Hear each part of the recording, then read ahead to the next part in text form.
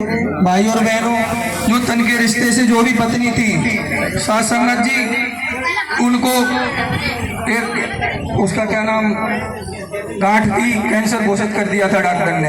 यह कहता कि ऐसे ऐसे इनको है। सासंगत जी हमने किसी को नहीं बताया।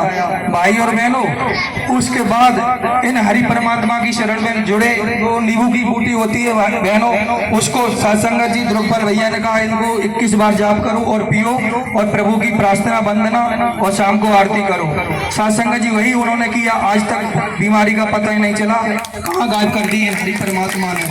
तो सासंगत जी हमको भटकने की जरूरत नहीं है सासंगत जी। लेकिन वो कभी इन हरि परमात्मा को परमात्मा मानने के लिए तैयार नहीं थी। जो तन के रिश्ते से पत्नी है, वो कहती थी ये परमात्मा नहीं है, ये कोई सिद्धि पुरुष है। तो हमने कहा कोई बात नहीं, आप सिद्धि पुरुष मानती हो तो सिद्धि पुरुष मानो। बोली जब मैं इनको परमात्मा मानूंगी जब ये मुझे कन्हैया के रूप में दर्शन देंगे। तो सत्संगत जी हमने कहा कोई बात नहीं, अगर आपके भाव होंगे तो हरि परमात्मा जरूर दर्शन देंगे।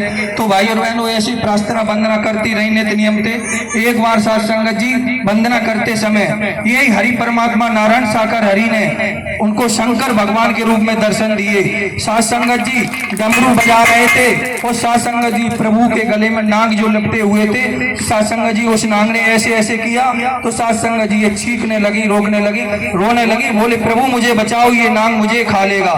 सोई प्रभु ने रूप चेंज करके कन्हैया के रूप में दर्शन दिए और उसके बाद बंसी बजाते हुए कन्हैया छोटे बच्चे के रूप में दर्शन दिए। सत्संगत जी उसके बाद अभी जो वर्तमान में मौजूद हैं सर्वेश्वर नारायण साकार हरि, इसी के रूप में उन्होंने दर्शन दिए। कहा कि मेरी बेटी असली रूप यही है, इसी को जानो, इसी को पहचानो, बहकाने वालों की कमी नहीं है, जगह जगह भटकाने वाले बैठे रहते हैं। सत्संगत जी उसके बाद हम सत्य के साथ में जुड़े हुए थे। सत्संगत जी एक बार हम बरेली गए हुए थे तो हमने वहाँ क्या देखा, जो सूर्य नारायण निकल रहा था उसमें प्रभु का चक्र चल रहा था और उसमें प्रभु और मैया की तस्वीर लगी हुई थी। सत्संगत जी उसमें हमने दर्शन किए, लेकिन दर्शन करते करते मेरे नेत्रों की रोशनी चली गई, मुझे दिखाई नहीं दिया। सत्संगत जी हम उठे और भैया बैठे थे, उनके ऊपर गिर गए। तो बोले भैया क्या हो गया? हमने कही मेरे नेत्रों की रोशनी चली गई, अब गाँव वाले पता नहीं क्या क्या कहेंगे। बोलेगे ये तो वहां जाते थे और अंधे भी हो गए। तो सत्संगत जी उन्होंने भैया ने कहा प्रभु का जाप करो मूल मंत्र का, हो सकता है रोशनी आपके अंदर आ जाए। सत्संगत जी हमने जाप किया प्रभु के मूल मंत्र का, लेकिन रोशनी नहीं आई। सत्संगत जी फिर 1 घंटे बाद यही सर्वेश्वर नारायण साकार हरि परमात्मा जी सिंहासन पर विराजमान हुए। तो सत्संगत जी प्रभु के मस्तक से टॉर्च की तरह एक संग फॉक्स निकला और मेरे नेत्रों के ऊपर गया और मेरे नेत्रों में रोशनी आ गई।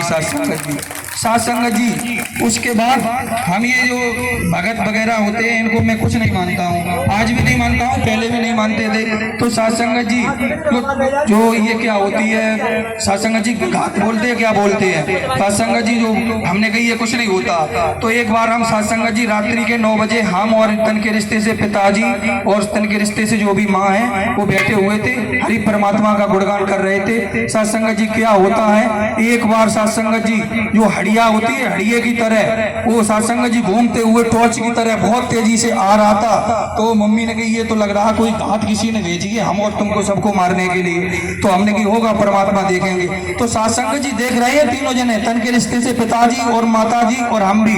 सत्संगत जी ऐसे घूमती हुई बहुत तेजी से चलती आ रही है और चारपाई पर बैठे थे, वहीं आकर सत्संगत जी फट गई एक संग वही मलैयासी जो हड़ियासी थी। और सत्संगत जी प्रभु ने पता नहीं किस बात मुझे वहां से उठाया और चारपाई से दूर फेंक दिया। सत्संगत जी सत्संगत जी इतना भयानक उजीता हुआ क्योंकि पूरे गांव में सन्नाटा सा हो गया।